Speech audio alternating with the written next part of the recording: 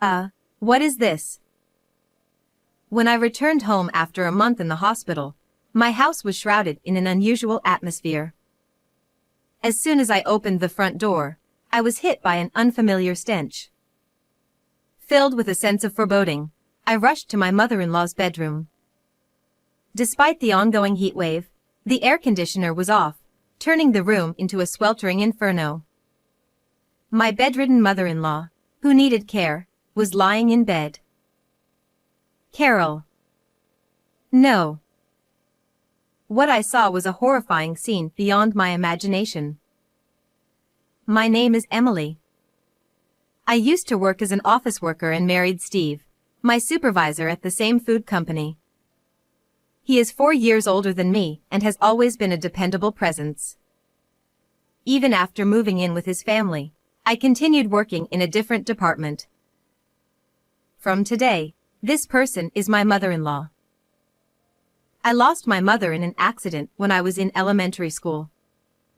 Therefore, I subconsciously saw a glimpse of my mother in my kind and warm mother-in-law, Carol, who welcomed me with open arms. Carol, please don't push yourself. I'll handle the cleaning. It's all right. You always cook delicious meals for me, so let me at least handle the washing up.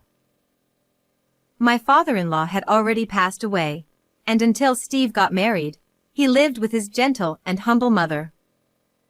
Despite her chronic illness, Carol took care of all of Steve's needs. Naturally, I took on all household chores, considering Carol's condition. However, she still helped me, worrying about me as a new housewife. Your mother is so kind. I'm really grateful. Is she? All mothers are like that. Steve never showed any gratitude towards his mother. Instead, he believed that it was a parent's duty to take care of their child. When our marriage was decided, Steve had said, I want to leave this old house and say goodbye to my mom. I was surprised to discover this side of him back then. Shouldn't you be more considerate of your mother? Carol has a chronic illness. Having lost my mother early and unable to be filial, I had some reservations about my husband, who remained a mama's boy. So, I suggested we live together after marriage. Fortunately, my father was healthy, and I had siblings in my hometown. However, Steve was reluctant to the idea, as it didn't align with his ideals. But I persisted. We can't leave Carol alone. She could fall ill at any time. Then you take care of her. But don't neglect the housework. Reluctantly, Steve agreed. A few months after we started living together, Carol's chronic illness progressed, and she became increasingly immobile. Walking became difficult, and she needed constant support. I'm sorry you had to quit your job because of me. You don't even have time to relax. Please don't worry about it. I'm healthy like my father. I have plenty of energy. To fully focus on caring for Carol, I decided to become a full-time housewife. It was a natural choice for me, as I had been like a mother to my younger siblings at home and had no resistance to caring for others. Most importantly, I wanted to help my mother-in-law, who always expressed her gratitude to me. But then, I won't help at all. This was our agreement. My husband brought up our prior conversation when I agreed to take care of his mother alone. Even when I was bedridden with a cold and couldn't do the housework, Steve just laughed with his phone in hand, ignoring the piles of laundry and dishes. He probably wants to rest at home since he works at the company. I had my grievances. But arguing with him would make Carol feel guilty, thinking she caused problems between us. So, I endured and handled everything alone, no matter how tough it was. However, such days took a toll on me, leading to an unexpected incident. I suddenly fell ill and collapsed while doing housework. I was rushed to the hospital for emergency surgery. Though my condition wasn't life-threatening, I was told I couldn't return home for at least a month and a half, considering preoperative tests and postoperative observation. Staying in the hospital for so long is a problem. I have someone who needs care at home. After the doctor explained my condition, my biggest concern was Carol. Being proud of my robust health, I never imagined I'd end up hospitalized. I hadn't even considered how Carol would manage without me. I was at a loss. But then, something unexpected happened. Don't worry about Mom. I'll take care of her. What? I couldn't help but let out a strange sound at my husband's words when he visited me that day. What's with that reaction? You're not here, so I have to do it. Though he sounded a bit annoyed and weary, he seemed genuinely concerned about handling things in my absence. My husband, who had never helped with care or housework since our marriage, was now taking the initiative. I had expected him to complain about managing without me. So, I was very surprised by his willingness to step up. There are many people on maternity leave, and the workplace is short-staffed. I won't be able to visit you often, but hang in there. Yeah. Got it. Thanks. With that, Steve left the hospital room after dropping off extra clothes and supplies, saying he still had work to do. In times of trouble, I can always count on you. Thank you, Steve. Though he was brusque, knowing I could trust him with Carol gave me peace of mind. I was hospitalized, fully understanding his busy work schedule. His inability to visit often didn't bother me. With this reassurance, I let my guard down. In hindsight, I should have questioned his intentions then, and the true nature he kept hidden. After that, my surgery was successfully completed. The postoperative recovery went smoothly, and I was able to leave the hospital about 2 weeks earlier than planned. I didn't expect you to recover so quickly. The doctor was surprised by my swift recovery. Excited about being able to return home sooner, I eagerly called my husband. However, no matter how many times I tried, I couldn't reach him. He must be busy with work and taking care of Carol. I decided to stop texting and surprise him by showing up at home unannounced. Steve will probably be so shocked his eyes will pop out. With such carefree thoughts, I spent the last few days of my hospital stay. About a month had passed since my hospitalization. The season had transitioned fully into summer. At that time, I was so happy to be returning to my normal life that I was completely elated. In fact, I didn't even notice that my husband hadn't contacted me once in the few days since I learned I would be discharged. Then, after a long time, I stepped onto my property again. It was noon, and the sun was shining so brightly that it was almost painful. Carol, I'm home. What? As soon as I opened the front door, I sensed something was wrong. A strange, unfamiliar stench filled the air, and a heavy atmosphere hung in the hallway. It was an unusually scorching day, yet the air conditioner wasn't running, making the temperature inside even higher than outside. It was a literal inferno. A terrible thought crossed my mind, and I rushed to my mother-in-law's bedroom in a panic. No. Carol, hang in there. But my mother-in-law didn't respond to my calls. The scene I witnessed that day was beyond tragic and has left a lifelong trauma in me. It wasn't until the next night that I finally got in touch with my husband. Steve, where are you and what are you doing? Things here are really... Suddenly, an image of Carol's smiling face when she was well popped into my mind, and I found myself at a loss for words. But my husband still seemed unaware of the situation. Hey, Emily. I can't hear what you're saying at all. Steve, listen carefully. Actually, Carol. Huh, Mom?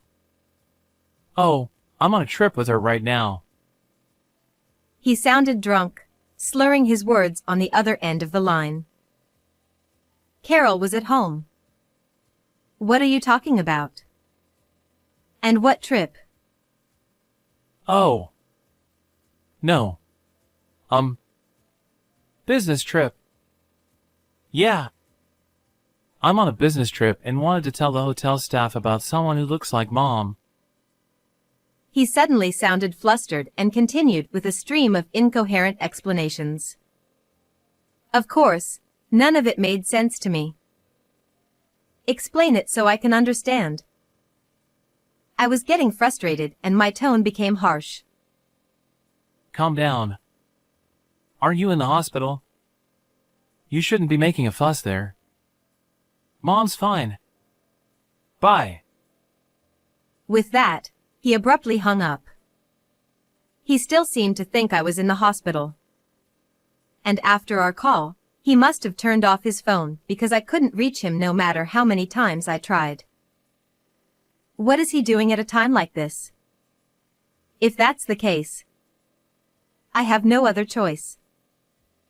In my desperation, I decided to contact his workplace to find out where he was. However, what? Is that really true?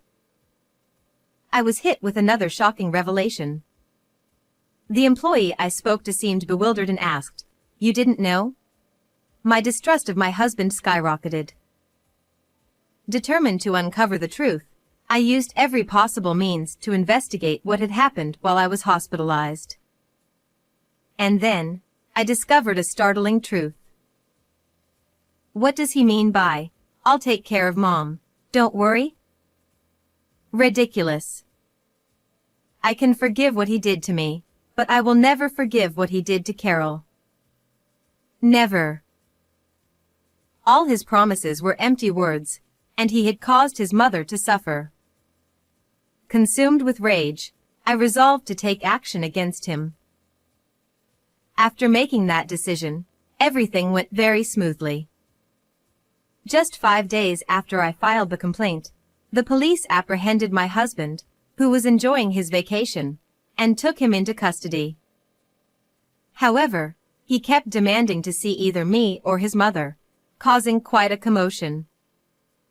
The police eventually called me, saying, "He's being very loud, so please come down." "All right, I'll be there right away." Gripping my bag tightly, I entered the police station. Hey! What's going on here? Why do I have to be arrested? The moment I entered the visitation room, my husband glared at me through the glass and shouted. His hair was disheveled, and his beard was unkempt. He looked quite distressed. "Calm down. We're being watched." Police officers were observing us throughout the visit. Prompted by my words, Steve took a deep breath and composed himself. This must be a mistake. Failure to fulfill the duty of protecting Mother? What is this about? It's exactly what it sounds like. With a sigh, I replied, and my husband, perhaps expecting me to agree with him, looked back at me in surprise.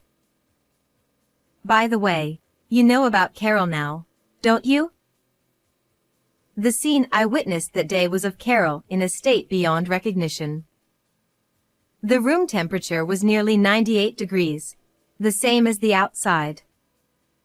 She was lying there in soiled clothes, completely still, The sight, the heat, and the smell etched into my mind, haunting me with nightmares for some time. Yeah, the police kept telling me about it non-stop. It's really depressing. How can you say such a thing? Come on, don't get so worked up. She was alive, wasn't she?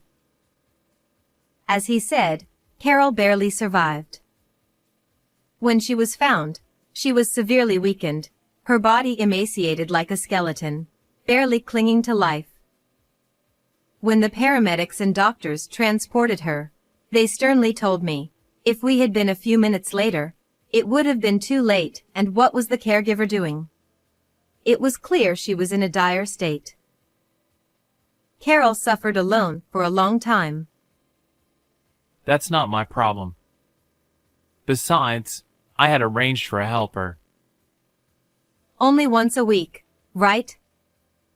Carol needed assistance for everything, including going to the bathroom and changing clothes. And you call that fulfilling your responsibility? That's right. He responded firmly without hesitation. For a moment, I felt like I was talking to an alien. When you were taken by the police, didn't you realize you had done something wrong? No, not at all. By the way, who reported our family matters to the police? It wasn't you, was it, Emily? It was me.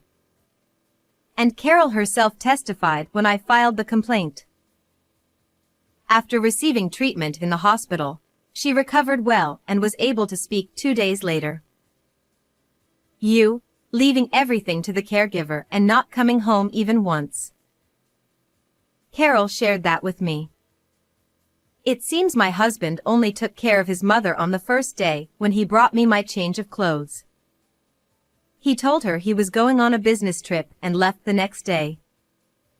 As a result, she had to spend all her time alone except for the caregiver's visits.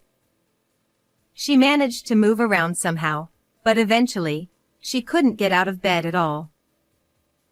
Even in that state, Carol was considerate of you, saying, "It's not his fault. He said he was on a business trip." Exactly. I was working. What? Are you saying I should skip work? Interesting. Taking paid leave to go to a resort inn with a young woman is considered a business trip at that company. I never knew that despite working there since I graduated. As I delivered this in one breath, my husband looked at me with surprise again. How did you? You thought I wouldn't know? You really underestimated me. It happened when I wanted to contact my husband and called his workplace. The employee who answered the phone told me, "Steve has taken a substantial leave for about a month." I was completely unaware of any paid leave, so I was shocked and, at the same time, deeply mistrustful of my husband for keeping such an important matter a secret from his family. So, I hired a detective to track Steve's whereabouts based on the information I received from his workplace and to investigate his actions since I was hospitalized. It was soon revealed that, right after I was admitted to the hospital, my husband had applied for all his accumulated leave at once. He probably thought it would be unbearable if Carol passed away while he was away. I also discovered that he had hired a caregiver for her. If I hadn't been discharged early, Carol might not have survived. I snarled at my husband, glaring at him, but to my surprise, he showed a look of exasperation. That's why I spent a fortune to hire a helper in case something happened. I'm not the bad guy here. Indeed, I had heard from Carol that the caregiver who came to her was doing a thorough job. The care records were detailed and meticulous, and they even contacted my husband for confirmation. However, the real issue was elsewhere. "Steve, I heard that you ignored all the caregiver's suggestions?" It seemed that weekly visits were far from enough given Carol's condition. The caregiver had proposed increasing the number of visits, But my husband wouldn't listen and eventually terminated the contract abruptly. How could Carol possibly live alone without any help? What were you thinking? Explain yourself. Those guys were so annoying, always telling me to do this and that. And it cost money too. On top of that, didn't you also ignore the caregiver's warning about the air conditioner breaking down? That's why it got so unbearably hot inside. I confirmed all this with the caregiver company. Apparently, the person in charge of Carol had been told by my husband. I'm switching to a service that provides better care, so I'm terminating the contract with you. So, they never imagined that Carol would end up being neglected. Steve, you did tell me. Don't worry, I'll take care of everything, right? Why did you make such empty promises? It's no use blaming me for what's already happened. Damn, you're so annoying. He started muttering some excuses, but I found everything he said infuriating, as it was also self-serving. And about the affair, did you really think it wouldn't hurt me? But it couldn't be helped. After seeing you taking care of that old woman, I just couldn't see you as a woman anymore. What did you just say? Say it again. I shouted angrily, causing the police officer standing behind my husband to tense up slightly. Sorry. I apologized for losing my temper and sat back down. I just wanted to have a little fun. I do feel bad about it. He muttered this without looking me in the eye, like a sulking child who had been scolded. He probably still thought he wasn't at fault deep down. But he likely realized that if he didn't say something like this, my anger wouldn't subside, and it would hurt his case with the police, so he tried to be clever. You just didn't want to deal with caregiving and didn't want to be responsible for your mother. Is that still how you feel? I don't know. His refusal to deny it made it clear that he was deliberately being vague to avoid conflict. At that moment, I finally gave up on him. I've come to understand what kind of person you are. I thought I could wait for you if you were truly remorseful and ready to atone for your sins, but that's impossible. Feeling foolish for having even a glimmer of hope, I pulled out the divorce papers from my bag. I'm divorcing you. And you'll pay for what you did to Carol. I'll be demanding alimony, so be prepared. No, wait! Please don't do this! Why are you saying this now, after everything that's happened? I couldn't understand why he was resisting when the situation was so clear-cut. I sighed deeply, utterly baffled. Steve begged. I just wanted to have a little fun. Emily, you're the only one I love. Please believe me. I can't stand the sight of you anymore. Don't you get it? If you leave, who's going to take care of my mother? After all is said and done, aren't you just going to abandon her too? Bringing up his mother at such a desperate moment, his rotten nature made me sick. Carol has decided to sell the house and move somewhere else. What? Where is she going? I don't know. She told me to tell you. I won't be in your way anymore. So feel free to enjoy yourself. Isn't that great? Having delivered the message Carol had asked me to convey, I began to gather my things. Thank you for your time. This meeting is over. Steve called out. Wait! There's a trial coming up. Can't you testify that I'm not to blame? Come on, I'm sorry. Do something, please. I have no intention of defending you, nor will I pay your bail. Reflect on your actions, I said firmly. My husband looked at me with an expression that was both tearful and angry. Steve snapped. Why are you doing this? You're such a cold-hearted woman. That's why I cheated on you. Say whatever you like. I never want to see your face again. As I finished, I think there were tears welling up in my eyes. Having lost a parent early in life, I had hoped that my husband and I could understand each other. So, being betrayed by him was truly painful. But that day, I was able to say everything I wanted to say. This is for the best, surely. I wiped my tears and suddenly felt like I had let go of everything. Then, without looking back at my husband, who was banging on the glass and shouting, I quickly left the room. Afterward, my husband was sentenced to 2 years in prison. While he was serving his sentence, we went through the divorce proceedings, and he was ordered to pay $30,000 in alimony as part of the divorce settlement. I heard that Steve has been constantly brooding in prison. On top of that, his bad attitude has apparently caught the attention of the guards, though I'm not sure how true that is. As for my former mother-in-law, Carol, she moved to a quiet rural town with fresh air. It seems that her health has greatly improved, likely due to all the healthy food she's been consuming. Even now, I keep in touch with Carol regularly. She's made close friends and is living a more vibrant life than before. I've obtained a qualification and started working for a caregiving company. From now on, I want to help as many people in need as possible. How did you like this story? Please don't forget to subscribe to the channel. I'll see you in the next video.